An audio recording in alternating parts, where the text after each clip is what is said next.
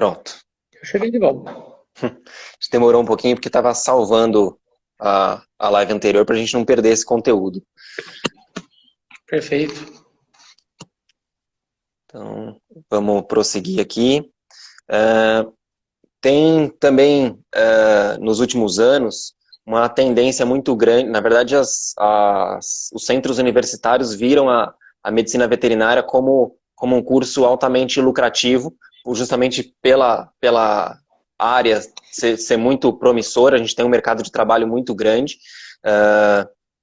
e tem existido um aumento exponencial do número de faculdades, número de instituições oferecendo esse curso de medicina veterinária. Você acha que a entrada de tantos profissionais vai acabar saturando o mercado de trabalho e vai acabar todos os veterinários morrendo de fome? A pergunta é boa, mas eu acho que não. O mercado não aceita grande parte dos veterinários mal preparados, mal formados, assim como o mercado não aceita advogados mal formados, não aceita engenheiros mal formados e não aceita profissão nenhuma. Tá? Vai ficar no mercado quem tiver boa formação, vai ficar no mercado quem tiver melhor preparado, vai ficar no mercado quem tiver disposto a se manter atualizado, a se manter prestando serviço de qualidade. Tá? A gente pode ter 1000 cursos de medicina veterinária que vão jogar no mercado 50 mil veterinários, tá? Isso não vai fazer a menor diferença. O mercado tem o mesmo tamanho, o mercado absorve a mesma quantidade de profissionais e o mercado paga bem para bons profissionais o tempo todo. Tá? Então, tem muita gente que se preocupa, mas tem colegas recém-formados que cobram muito barato para entrar no mercado de trabalho. Está acabando com o mercado. Tá? Não está acabando com o mercado. Ele não disputa o seu mercado. Se você presta serviço de qualidade e o cliente enxerga a qualidade do serviço que você presta, o seu serviço continua valendo bastante. Tá? E essa pessoa que baixa o preço para tentar entrar no mercado, e não por ele ser melhor, ele pode até conseguir mostrar a cara dele no mercado, ele pode até conseguir um cliente aqui ou outro, mas em um intervalo muito curto de tempo ele vai ser jogado para fora desse mercado. Tá? Então, muitas faculdades podem fazer com que muitos profissionais de baixa qualidade ganhem o mercado. Mas esses profissionais de baixa qualidade não são capazes de se manter no mercado. Tá? Então, quem for bom profissional, independente da origem que tiver, de qual faculdade tiver, independente de onde venha, tá? Se ele for bom profissional, o mercado dele é garantido. Tá? Se ele foi mal formado, se ele se mantém mal formado, se ele não cumpriu a obrigação dele de correr atrás da própria informação, tá? Esse veterinário não é capaz de se manter no mercado. Sim. Eu me lembro, você, para quem não sabe, o professor Rodrigo foi meu professor de faculdade, foi meu orientador de estágio, orientador de mestrado, e eu me lembro que a gente sempre fala sobre isso há muito tempo, e eu me lembro exatamente de um dia, durante a graduação ainda, eu estava no segundo ano, no máximo no terceiro ano, quando ele pegou, a gente estava nesse assunto, ele pegou um papel e desenhou uma pirâmide, né? Dividiu essa pirâmide em três segmentos de alturas iguais. Então, obviamente, uma base muito grande, o meio intermediário e o topo bem com uma parcela muito pequena da área da pirâmide. E ele falou que a parte de baixo da pirâmide, que é a base, é justamente o número de veterinários que se forma e fica aí de 4 a 5 anos recebendo menos do que pagavam durante a faculdade, no caso das pessoas que fizeram faculdade particular. A parte do meio são os veterinários que conseguem ganhar um pouco mais e com isso vão se mantendo, e o topo da pirâmide são as pessoas que conseguem enriquecer às custas do seu trabalho na veterinária, né? E que a grande maioria das pessoas que estavam na base da pirâmide ou dentro desses 5 ou 6 anos conseguiam pular para a faixa intermediária ou elas iam sair do mercado dentro desse período muito curto, né? Então isso, acredito que também uma outra oportunidade, você já ouvi o professor falando que esse período curto aumentou ao longo dos anos, né? Talvez por uma exigência do mercado, né? Mas que ainda a gente tem esse conceito de se as pessoas não conseguirem se manter com a profissão, geralmente são os profissionais pouco capacitados, né, eles vão sair do mercado de uma forma inevitável. Sim. E algo bastante semelhante para quem tem medo disso frente ao que acontece hoje na medicina veterinária, algo bastante semelhante já aconteceu no direito, antes de acontecer na veterinária, tá? E só fica no mercado os bons advogados. Então você olha assim, tem um super escritório e está ativo e lucrativo há 20 anos. Tá? Esse advogado é muito competente. Tá? Para o veterinário vai acontecer a mesma coisa. E ainda, existe hoje a multiplicação dos cursos de medicina. Tá? Hoje todo jovem, todo vestibulando quer ser médico. Tá? Mas independente de vocação ou não, muitos querem ser médicos pela remuneração que é associada aos médicos hoje. Tá? Só que eles esquecem que o mercado da medicina, o mercado de trabalho dos médicos, vai ser exatamente o que é hoje o mercado de trabalho dos veterinários e o que já foi o mercado de trabalho dos advogados. Estou usando só 3 exemplos de profissão de acordo com a organização dos cursos e do mercado. Tá? Então, daqui a 10, 15 anos, o número de médicos no mercado vai ser um absurdo. Tá? E muitos médicos vão abandonar a profissão. Tá? E vão abandonar a profissão porque não conseguiram se adequar, porque não se mostraram competentes, porque não conseguiram disputar o seu lugar no mercado e mostrar a qualidade do serviço prestado. Tá? Então, isso já aconteceu, isso acontece hoje na veterinária, isso vai acontecer daqui a pouco na medicina, e a resposta para todos é o mesmo. Tá? Você precisa ser competente naquilo que faz. Tá? Há alguns anos atrás eu saí da Anhembi Morumbi, e na minha transição aconteceu algo bastante interessante. Tá? Que eu participei da apresentação do meu cargo para o meu substituto. Tá? Então tinha as pessoas que iam conhecer o que era o cargo, e eu que ia sair apresentava o cargo para esse meu substituto. Tá? E num dos momentos se conversou sobre pessoas que queriam estabilidade para largar um serviço que tinham e partir para um novo serviço, para um novo emprego. Tá? E na época eu tive que falar com o professor Neymar sobre isso, comentei sobre o que acontecia nesse momento, né? E ele me disse uma frase que eu nunca mais vou esquecer, que estabilidade é competência. Se você for competente, você está estável. Se você não for competente, sua estabilidade vai ser questionada e seu cargo provavelmente vai ser cortado. Tá? Então, se você for competente, você está estável. Hoje nesse emprego, amanhã no outro, não tem problema. Se você for competente, seu lugar é garantido. Agora, se você falhar em ser competente, tá, o que vai ser do seu destino, a gente não vai conseguir saber. Exato. A gente também teve algumas outras perguntas que eu acabei deixando para trás, mas agora que a gente abriu outra live, acho que é bacana a gente discutir. Ainda falando, mudando também um pouquinho de assunto, não falando diretamente de graduação, mas também desse período de aprendizado que é a residência, né? Você considera que a rotina de atendimento hospitalar, por muitas vezes, acaba atropelando o residente e até mesmo os docentes acabam também ficando sobrecarregados e se dedicarem menos ao ensino e se dedicarem mais de forma mais exclusiva ao atendimento hospitalar e as outras atividades que o docente também tem? Essa pergunta é interessante porque ela não tem uma resposta certa e nem um número exato a ser cumprido. Tá? O objetivo de um hospital-escola é ter número de atendimento suficiente para justificar toda a atividade de ensino. Depois, o outro objetivo do hospital-escola é ele prestar serviço, atendimento à comunidade, que vai ser a atividade de extensão. E a partir da movimentação do acontecimento dos casos clínicos, gerar interesse e desenvolvimento das atividades de pesquisa. Todas elas acontecem uma ligada à outra. E elas não dá para a gente separar uma da outra. Tá? O que acontece é que tem docentes com atividade maior ou com interesse, com talento, com vontade de se dedicar às atividades de ensino. Docentes que querem aumentar a carga voltada ao atendimento clínico, às atividades de extensão. E ainda docentes que recebem, que têm maior interesse em olhar para a rotina, mas usar para a atividade, para o desenvolvimento de pesquisa. Tá? E esse ponto de equilíbrio ele pode ser perdido dependendo do ponto onde você está.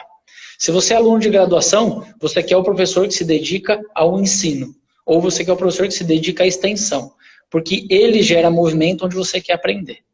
Tá? Se você está na gestão de uma universidade, você quer um professor que gere mais atividade em pesquisa, porque pesquisa gera publicação, que gera reconhecimento para a própria instituição.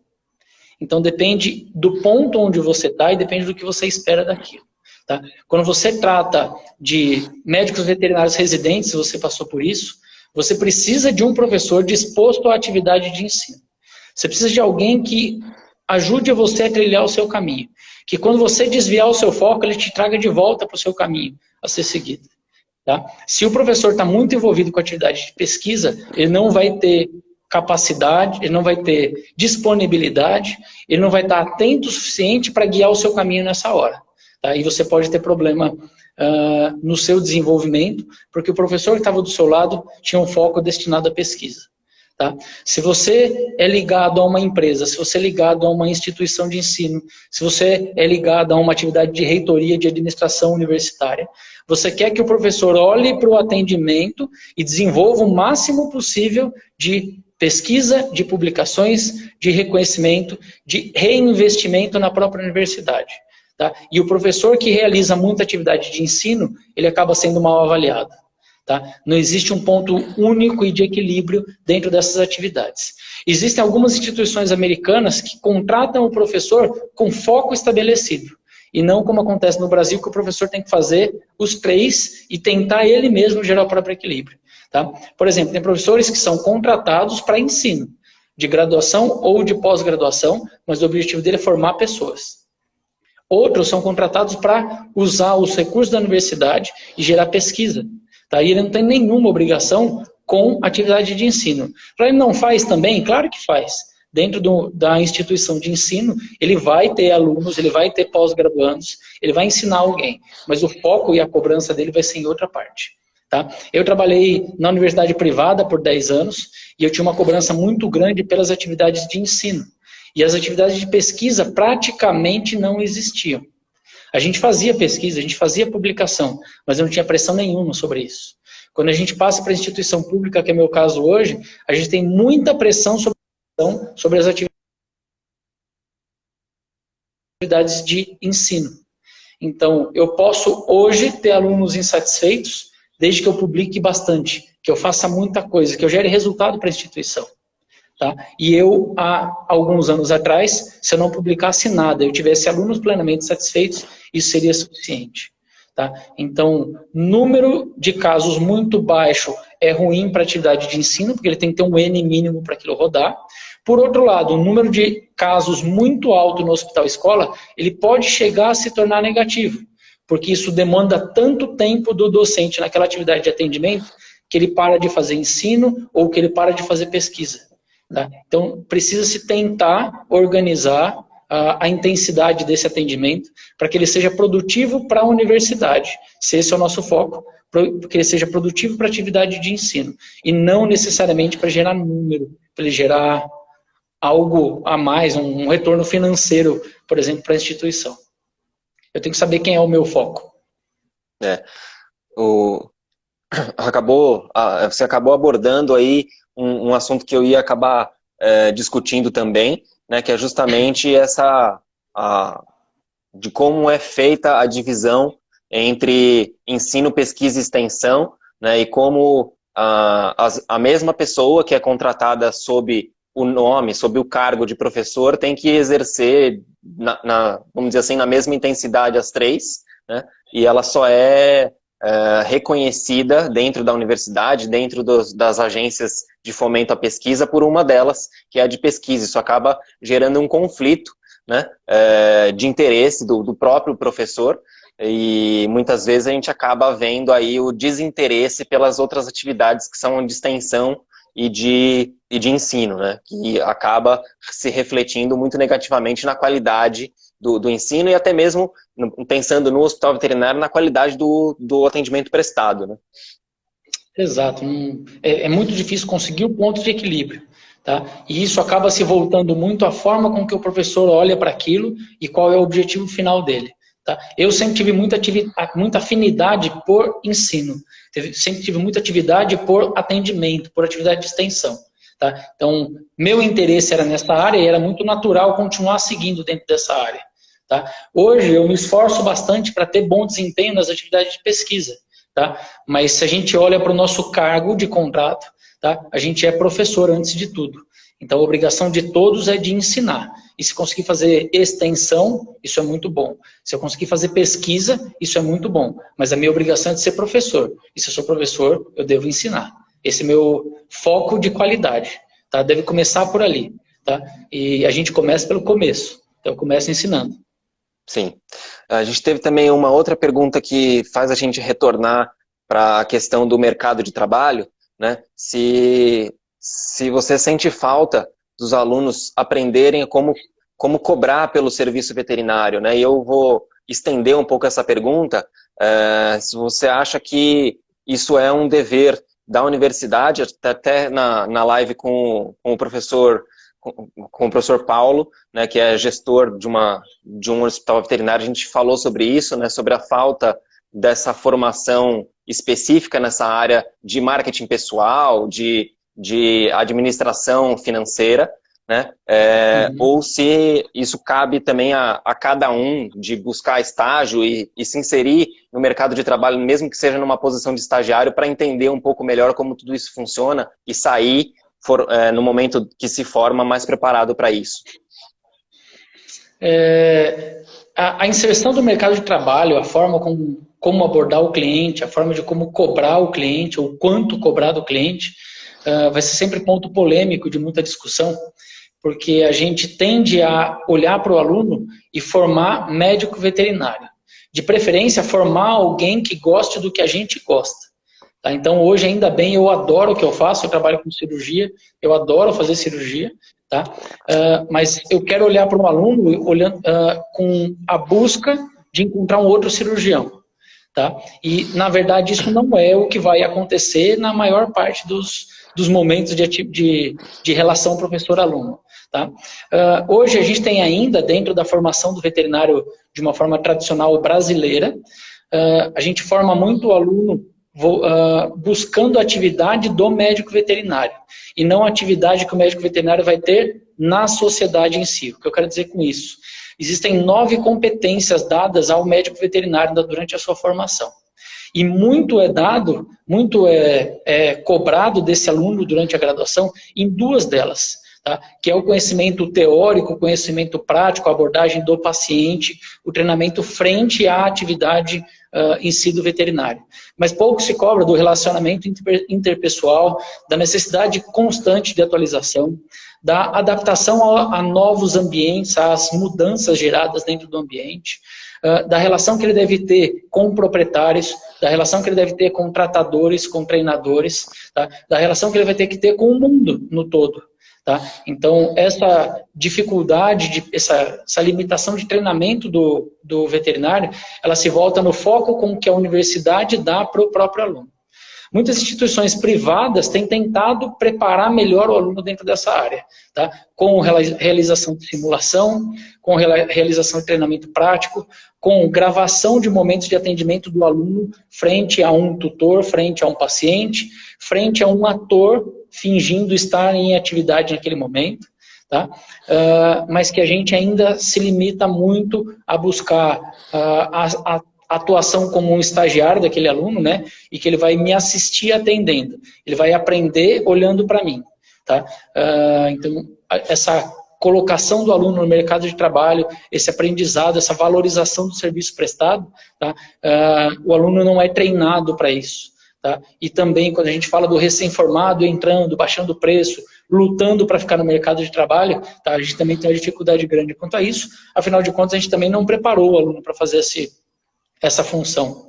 Tá? Então, a gente tem que olhar com cuidado enquanto professores.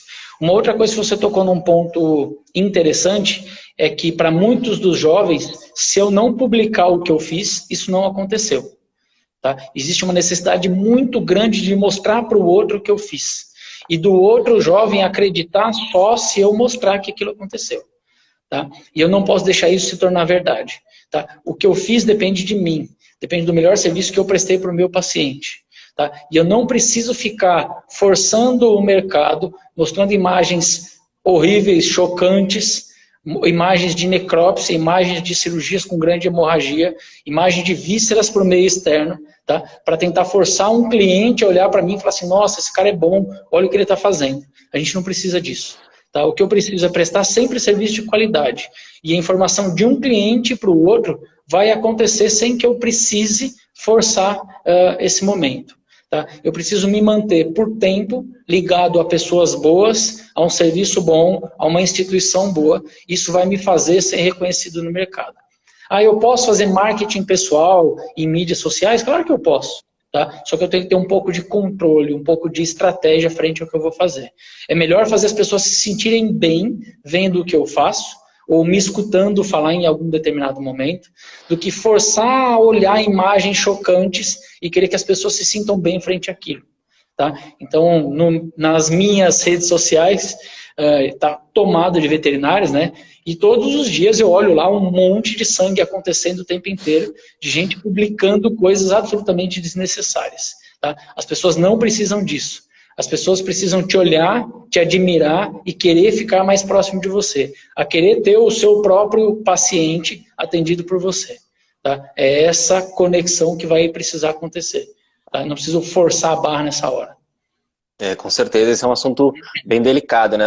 As redes sociais hoje estão tomadas exatamente disso, de coisas que a gente não quer ver, né? E uma coisa importante também, a gente tem que tomar cuidado o quanto a gente está ferindo também, não só o bem-estar das pessoas, mas o quanto isso é ético, né? O quanto a gente está expondo os nossos pacientes, os nossos proprietários, de estar exibindo o caso que você atendeu na internet. De repente, é claro que a gente não precisa avisar isso, mas talvez às vezes precise, né, que o proprietário precisa autorizar esse tipo de divulgação de material, né, em todos os casos. E a gente tem que ter em mente também que a gente, como profissional, muitas vezes tem na nossa rede de contatos amigos, né, ou proprietários. A gente não tem só veterinários. Então as pessoas que estão vendo o que a gente está publicando, muitas vezes não tem nada a ver com o nosso mercado de trabalho, né, e essas pessoas também estão sendo obrigadas a ver essas coisas que a gente compartilha. Então é realmente uma coisa que o médico veterinário precisa tomar cuidado, né? A gente não vê o dermatologista postando no Instagram a foto do melanoma que ele tirou hoje. Então a gente também não pode deixar a nossa profissão ser banalizada dessa forma, né? Nenhum paciente pode ser identificado sem autorização do seu tutor, do seu responsável. Então, quem já foi meu aluno já ouviu, quem é meu aluno escuta hoje em dia, quem vai ser meu aluno vai escutar, de que não é permitido fotografar, identificar e publicar informações dos pacientes em tratamento. Tá? Para isso você tem o seu próprio bichinho, você tira a foto dele do perfil da forma como você quiser e publica a foto dele. Dos pacientes de forma nenhuma. Isso é no mínimo desrespeitoso. E a gente tem também uma outra questão sobre ensino que eu achei bastante interessante, né? Que você acha e o que você tem utilizado com relação à substituição de animais ou até mesmo de cadáveres por simuladores nas aulas práticas? Eu gosto bastante desse assunto, acho que os simuladores são muito funcionais e eles evitam muitas vezes o uso desnecessário de animais. Tá? A gente tenta substituir animais considerados PET por animais de produção e que para o sistema da cadeia alimentar são abatidos, que eu posso usar peças anatômicas desses animais para as atividades de ensino, como a gente pode criar simuladores dos mais simples possíveis, por exemplo, a utilização de placas de EVA, para os alunos entenderem como se formam os padrões de sutura, até os simuladores mais complexos, por exemplo, de simuladores de atividades de cirurgia vídeo assistida. Tá? Existem hoje sistemas perfeitos, semelhantes a um videogame, onde eu vou, com os instrumentos inseridos dentro desse aparelho, desse simulador, fazer uma colecistectomia, por exemplo. Tá? E esse treinamento ele é de altíssimo valor, de altíssimo nível, tá? E ele não usa nenhum tipo de paciente para essa hora. Tá? Então existem simuladores de maior fidelidade, existem simuladores de baixa fidelidade, tá? E eu tenho que saber qual simulador eu vou usar e em qual atividade de ensino eu vou utilizar. Tá? Então eu aprendi técnica cirúrgica fazendo eutanásia em coelhos. Então a gente anestesiava os coelhos, operava os coelhos e fazia eutanásia já na sequência. Tá? Hoje isso é criminoso. Tá? Ainda bem o mundo se mudou e vai se tornando cada vez mais ativo em proteção da vida. Tá? Então hoje eu ensino técnica cirúrgica. E hoje a gente ensina técnica cirúrgica sem depender de expor pacientes a procedimentos cirúrgicos, muitas vezes até desnecessários, para que aquela atividade de ensino aconteça. Hoje é operado em aula somente o paciente que tem indicação cirúrgica, que se tem o objetivo de fazer algum tratamento cirúrgico. Tá? Ninguém mais é operado sem necessidade. E para o treinamento ter maior fidelidade, a gente usa peças anatômicas de animais que foram destinados ao abate para realizar determinado tipo de atividade. Tá? Então a gente usa muita peça de suíno, muita peça de bovino, tá? E que eles foram criados para a indústria da carne e que a gente usa peças anatômicas para as atividades de ensino.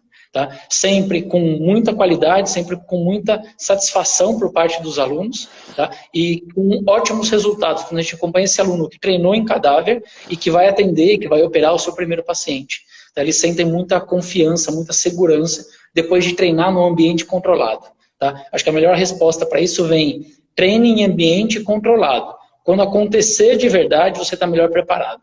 Do que treine num ambiente completamente descontrolado e desconhecido, invada um organismo vivo, faça um procedimento desnecessário e queira que isso seja positivo para você. Tá? Todos têm, quem fez treinamento desnecessário em pacientes vivos, todos eles guardam algum tipo de sentimento negativo daquela aula. Tá? E que isso não tem mais nenhum cabimento ser realizado hoje. Eu acredito que, assim como hoje a gente discute a educação à distância, há cerca de 10 ou 15 anos atrás, a gente estava discutindo exatamente esse tema da substituição de animais ou por cadáveres ou por simuladores artificiais. E eu ainda confesso que quando eu entrei na graduação, eu ainda tinha essa mentalidade atrasada que a gente tinha que treinar no mínimo em peça de cadáver, mesmo que essas peças tivessem que ser abatidas para o treinamento, que isso foi muito feito também, né, para as aulas de anatomia, e hoje eu vejo que eu estava completamente errado. A gente consegue mimetizar com muita qualidade as situações, entre aspas, da vida real com o uso de simuladores, né? Acredito que para quem nunca pegou, tratando aí da nossa área mais aplicada, que é a cirurgia, para quem nunca pegou um porta-agulha e um fio agulhado, não faz a menor diferença a gente está espetando um pedaço de EVA, ou a gente está espetando um cadáver, ou a gente está espetando um bicho vivo, porque a gente não sabe nem o que fazer com a agulha e a pinça, o fio, né? Então, a gente diminui aí com certeza o sofrimento animal, inclusive o sofrimento dos alunos e essa pressão psicológica que a gente joga nos alunos com o uso de simuladores. Isso é também uma evolução que também já aconteceu e tende a cada vez aumentar a sua escala de utilização. Sim, muito da formação do cirurgião depende do desenvolvimento de habilidades. E essas habilidades elas podem ser construídas de uma forma muito rápida para alguns e de uma forma muito lenta para outros. E isso não quer dizer que o primeiro seja bom e que o segundo seja ruim. Quer dizer que os dois vão chegar no mesmo objetivo, só que um vai levar mais tempo, o outro menos tempo. Para quem vai levar mais tempo de treinamento, treinar no indivíduo vivo ou chegar mais rápido no indivíduo vivo é muito ruim. E é muito ruim para o paciente, é muito ruim para o cirurgião em formação. E aí os simuladores nessa hora permitem com que isso seja construído de forma lenta, segura e mais eficaz. A gente teve também uma outra pergunta que acabou ficando para trás, eu me lembro mais ou menos dela, talvez eu não transcreva ela perfeitamente, porque ela ficou perdida aqui nos comentários, mas sobre o uso de artigo científico durante as aulas, né, da apresentação de artigo científico ou da discussão de artigo científico, se você costuma usar isso como metodologia de ensino e o que você acha disso? Qual o seu resultado? Eu acho que colocar artigo científico para um aluno de graduação faz com que ele suba o nível do aprendizado dele. Então ele vai ser capaz de buscar uma informação sozinho, de interpretar aquela informação que foi dada e fazer com que ela seja aplicada à realidade dele. Tá? Por outro lado, durante a graduação, você tem um aluno menos preparado para andar sozinho. Então, você transfere essa obrigação do ensino para ele. Tá? Então, não é que eu acho que o artigo científico na graduação não deva ser fornecido e discutido. Eu acho que ele deve ser utilizado como uma ferramenta a mais, mas ele não dispensa a participação do professor, estimulando a discussão e o raciocínio lógico por parte do aluno. Tá? Então, eu não quero trocar uma aula por fornecer um artigo e pedir para o aluno ler. Ele é capaz de fazer isso. Ele vai fazer isso sozinho. Tá? Mas não troca a minha atividade de professor, a seleção e a distribuição de artigos científicos. Tá? Algo bastante semelhante era feito quando se dava como atividade de ensino ou de avaliação a utilização de seminários. Tá? Então, eu pego para um aluno um tema que vai ser abordado ou que foi abordado dentro da sala de aula, dou um artigo para ele, ele vai ler e vai apresentar para o grupo dele aquele artigo. Tá? Então, eu pego a minha atividade que depende da minha experiência, do meu treinamento, da minha forma de olhar para o aluno, tentar tirar o máximo dele, tá? E transfiro para o aluno fazer isso. E o resultado normalmente é catastrófico. Tá? Eu faço um aluno ficar desmotivado e eu faço o grupo de ouvintes desse aluno durante um seminário ficar completamente desmotivado, esperando aquilo acabar. Tá? Então, isso normalmente gera atividades de baixa qualidade. Se usado como avaliação, notas de baixa qualidade, tá? E deixa todo mundo insatisfeito. Tá? Pela origem da palavra seminário, significa, ela deriva da palavra semen, que significa novo. Tá? Então eu vou pegar um grupo de especialistas e vou apresentar para ele algo novo. Aí eu utilizo um seminário. Por exemplo, eu vou apresentar um resultado novo de uma pesquisa a um grupo de pessoas que atuam naquela determinada área. Aí eu uso a técnica de seminário. E não para pegar pessoas que vão ter o primeiro contato com um determinado tema e passo para eles a responsabilidade de se tornarem bons e terem perfil crítico sobre aquele assunto. Vou falar um pouco da minha impressão sobre isso, da minha experiência sobre isso. Tinha duas coisas que eu ficava bem desconfortável durante a minha graduação. A primeira delas é quando a aula era ir para a biblioteca e estudar sobre algum tema, e a segunda era justamente os seminários, porque muitas vezes os alunos acabam interpretando aquilo como a minha obrigação é montar o seminário e apresentar. Então, enquanto os outros estão apresentando, eu não preciso prestar atenção, porque isso não vai acrescentar em nada na minha vida. E às vezes, dentro do próprio grupo, né, se eu tenho um grupo de 4 pessoas, eu estou apresentando e as outras nem o meu próprio grupo de 3 pessoas está me respeitando e está prestando atenção e está, de repente, atento para me ajudar se eu tiver alguma falha durante a minha parte da apresentação. Então, isso era bastante desconfortável, eu não sentia nenhum grau de aprendizado nisso. Eu acho que tudo isso era muito perdido, né? Isso tende a se repetir, é sempre frustrante o resultado. Exato, frustrante era a palavra que estava me fugindo, né? Muito bem. Mas eu acredito que era isso, não apareceram mais nenhuma pergunta, então eu queria mais uma vez agradecer muitíssimo a sua presença, acho que foi extremamente enriquecedor. A gente se dedica bastante ao assunto justamente por também estar nessa área da educação, da formação complementar, e na verdade é basicamente isso, agradecer aí a sua disponibilidade de participar e os seus ensinamentos aí.